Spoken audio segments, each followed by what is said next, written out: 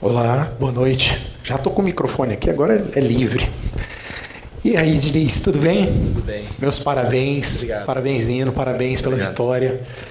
Rodrigo Multimídia, do Libras Esportes. Bom, Diniz, Libertadores das Américas é competição muito difícil, é acirrado, a gente sabe que a batalha é ali no campo, difícil. Mas hoje nós vimos uma arbitragem. Eu sei, desculpa perguntar sobre arbitragem, talvez não seja bacana, vocês ficam numa situação mais neutra, mas é preciso perguntar. Porque nós acreditamos nos que vimos hoje, 62 mil pagantes. E o ingresso hoje para você vir assistir um time de futebol jogar é prazeroso para o público porque é entretenimento. E a gente quer ver o futebol dentro do campo. E a arbitragem pela Conmebol hoje deu 1 minuto de acréscimo, 1 minuto no primeiro tempo, sendo que a bola parou mais de 10 minutos no primeiro tempo. Não tem coerência lógica nenhuma, jogando na contramão da FIFA, que em todos os jogos do mundo, principalmente agora no campeonato feminino de futebol do mundo, os acréscimos chegam a mais de 10 minutos, 11 minutos. Então, Diniz, queria perguntar para você, como gestor, líder do futebol hoje, do Fluminense, por que a arbitragem não segue alguns critérios da FIFA que hoje está sendo feito no mundo inteiro? Por que hoje a arbitragem peca nisso? E, Nino, meus parabéns.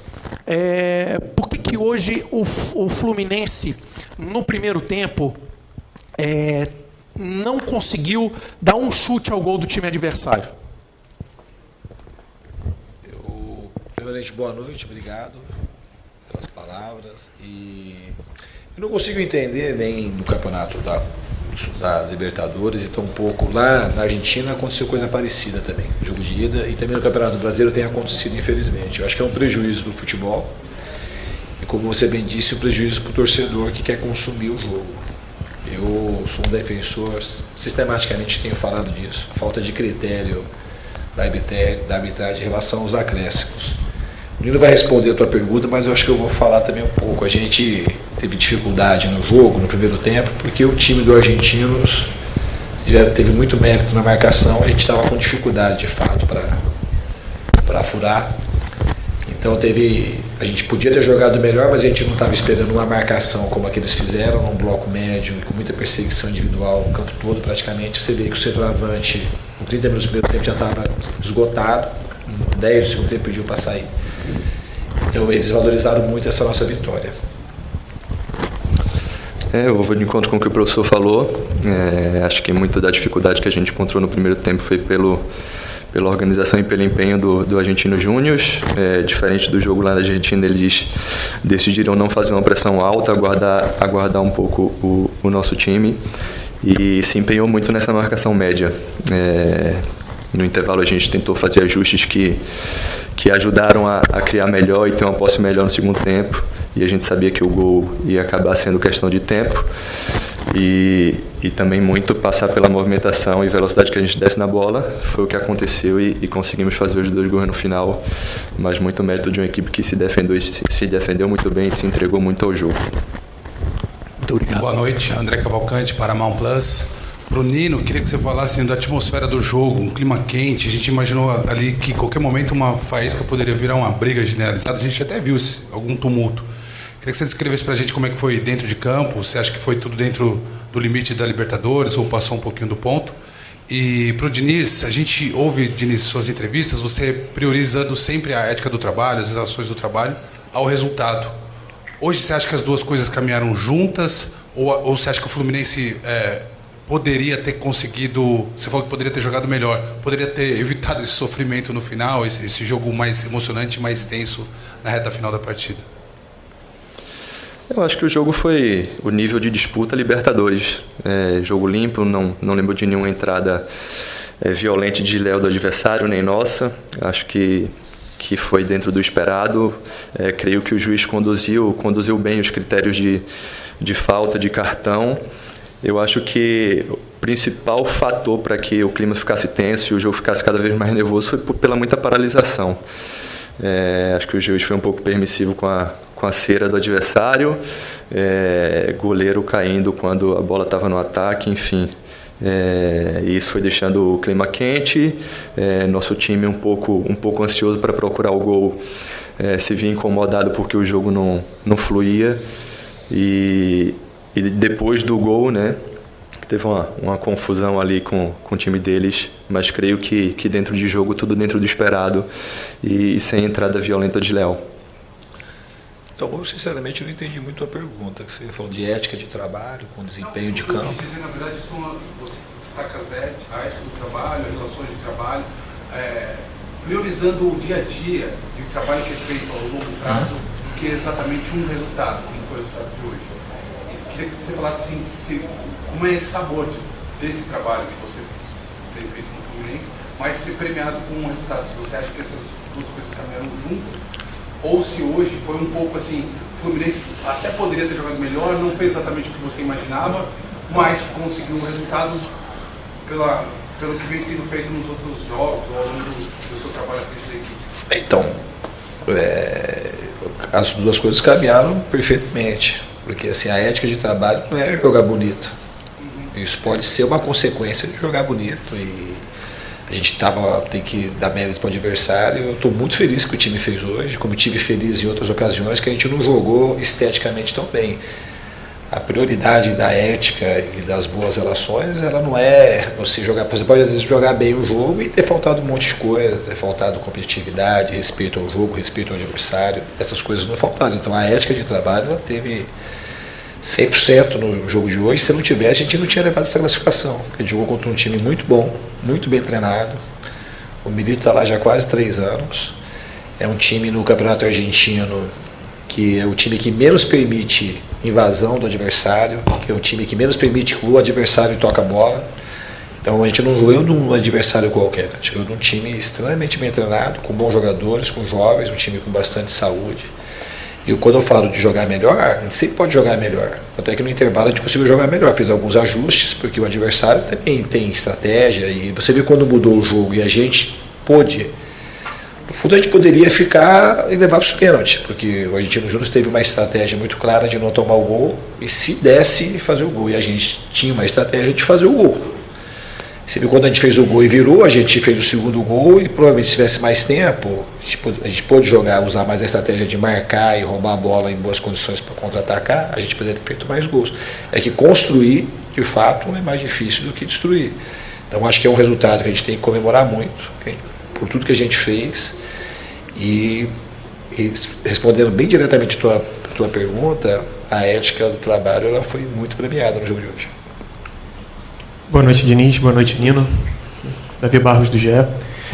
Ao Nino, eu pergunto sobre você ter sido o jogador com mais passes certos, acertou quase 100, foram 90 e poucos. O que você acha que isso pode ser uma explicação para esse alto número? Foi, de longe, o que mais acertou, quase o dobro do segundo colocado, por exemplo. E ao Diniz, eu queria saber sobre a questão do Fluminense ter tido essa dificuldade de penetrar e chutar para o gol. Se eu não me engano, o primeiro chute que vai ao gol é o do Samuel Xavier, justamente. Você acha que tem a ver com essa questão do bloco médio, que surpreendeu um pouco vocês? E, enfim, essa análise, por que você acha que isso aconteceu? Perdão, sobre a camisa que você ganhou também, se foi um presente, se tem algum significado? Não tenho. Vou começar aqui, Nino. Tem um presente, assim, aquele torcedor, ele é muito carinhoso comigo, ele mexe, aparece lá no CT. E foi um presente que eu vou guardar com carinho. Em relação a você não conseguir a finalização, às vezes você não está finalizando, porque assim, você fala, chutou no gol, mas aí você vai pegar número. Número é uma coisa, às vezes, que não mostra o que aconteceu no jogo. Mas você tem domínio, você chuta uma bola bem fraquinho e não produz nenhuma expectativa de gol. Aí você fala assim, chutou 10 bolas no gol.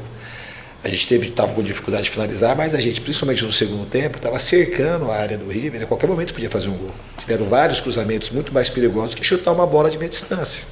Só você ver a quantidade de gols que sai de fora da área, no mundo. Então, assim, para você produzir chance de gol, não é chutar no gol para chegar aqui e agradar o número e os jornalistas ficar contentes. Falar assim, chutou 15 bolas, mas assim, produziu o quê? Efetivamente perigo para o adversário. No segundo tempo, a gente estava levando perigo com muita constância. Estava muito mais envolvente o time, e eles no segundo tempo, eles tinham um bloco mais médio no primeiro tempo, e se você perceber, a gente foi empurrando eles para baixo, eles ficaram muito mais no bloco baixo do que no bloco médio. Então a gente teve muito mérito.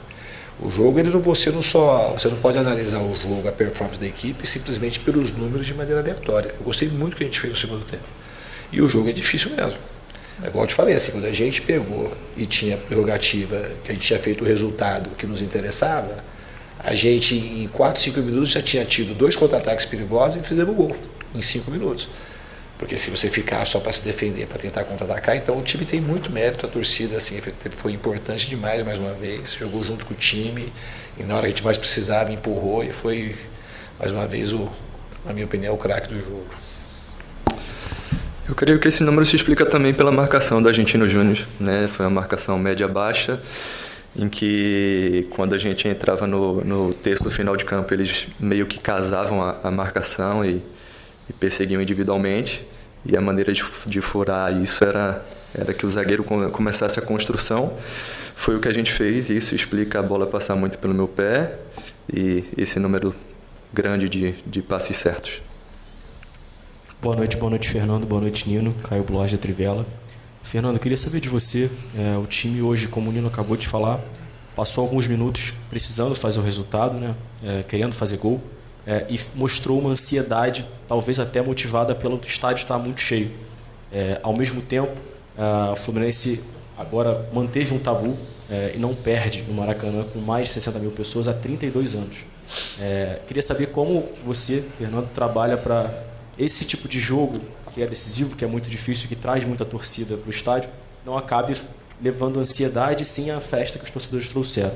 E para o Nino, eu queria saber qual foi a maior dificuldade que vocês encontraram em campo no segundo tempo, se foi só a marcação em bloco médio ou as paralisações do árbitro a todo momento que não deixavam o jogo acontecer. Se vocês se sentiram em algum momento atrapalhados pelas paralisações, não estou entrando em mérito área do nível técnico da arbitragem. Obrigado.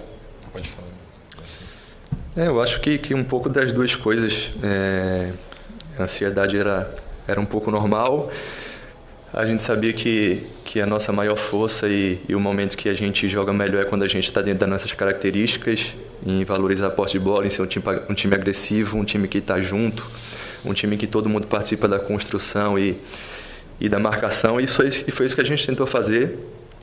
Obviamente o tempo vai passando e a possibilidade dos pênaltis faz com que a gente queira fazer o gol logo. O jogo pede para que a gente seja um pouco mais agressivo e arrisque um pouco mais, e as paralisações, claro, afloram isso, né? A gente vê o tempo passando, o jogo parado, e a gente quer resolver logo o jogo e a classificação. Acho que foi isso, acho que o time se portou bem. O mais importante foi que a gente manteve fazendo aquilo que o jogo pedia, e se manteve sendo o Fluminense, que a gente sabe que é o mais forte. Então, Caio, obrigado pela pergunta. Entretanto, eu acho que a ansiedade não foi um fator que prejudicou muito o time, porque se tivesse sido a ansiedade, bateu uma lógica, o time ia ir piorando porque a ansiedade ia aumentando. E aconteceu o contrário, o time foi melhorando conforme o tempo passou. Então o time soube jogar o jogo, porque você está querendo atacar e você também não pode tomar gol. Então a gente ofereceu muita pouca chance para um time que é muito bom. Tá? E é difícil jogar jogos assim. O que eu achei, algumas coisas que eu acho que prejudicou o andamento do jogo, mais do que a ansiedade. Eu acho que o fator da arbitragem, que foi muito permissivo com as paralisações, foi o estado do campo. Porque para você jogar contra um time que marca bem, você ficar toda hora precisando dar 2, 3 toques na bola, a gente praticamente não conseguiu jogar de primeira. E o fator que a gente tem que levar mais em consideração foi a boa marcação do Argentino Júnior. Eu acho que essas 3 coisas esteve muito na frente da ansiedade. Esse time é um time que já apostou muito, que sabe que gosta de jogar com essa torcida, com muita gente no Maracanã. Desde que eu estou aqui, quase sempre que o estádio está cheio, a gente já fez exibições grandiosas. Uma delas, talvez a mais emblemática, as 2 mais emblemáticas, talvez tenha sido o jogo da final, dos 4-1 e o 5-1 contra o River. O estádio estava totalmente cheio também. Então eu acredito que outros fatores pesaram mais do que a ansiedade. Olá, boa noite. Fernando Diniz, boa noite. Fabrício Carvalho da Vaga Brasil, bem-vindo. É a primeira vez que eu faço uma pergunta para você. Eu queria saber, Diniz, um aspecto do jogo que passou pelo segundo tempo, principalmente, que não foi apenas a entrada do John Kennedy, mas algo me chamou a atenção, quando o goleiro caiu durante o segundo tempo, foram 5 minutos de paralisação, você chamou o time inteiro. Você estava muito, não diria incomodado, mas você estava querendo chamar o time inteiro para passar algum recado. E eu vejo que o time melhorou depois daquele momento. O que você falou com os jogadores naquele momento exato, na reta final do segundo tempo, que foi, para mim, primordial para desbloquear alguns espaços do Argentinos Júnior na reta final do jogo? O que eu falei é uma coisa que eu tinha falado um pouco no intervalo, para a gente ser mais agressivo e tomar um pouco mais de risco, deixar a criatividade ela aflorar um pouco mais, fazer um jogo menos mecânico, um jogo mais solto, com mais agressividade. E eu acho que isso de fato aconteceu, e até pelas mexidas também. O Danielzinho é um jogador que tem esse jogo, tem um domínio muito fácil e conseguiu dar um ritmo mais acelerado para o jogo. E o próprio John Kennedy passa a viver um momento muito bonito na carreira dele, acabaram também contribuindo por esse momento. Fora a vinda do André para trás, o time estava muito agressivo, estava muito dentro e tomando pouco risco, que é o mais importante. Eu repito, assim, não é a questão, o Fluminense não jogou sozinho, muito pelo contrário, jogou contra um grande adversário. Então é uma vitória que a gente tem que saber valorizar, porque foi de fato um adversário que soube jogar, soube marcar, e muito valoroso. Qual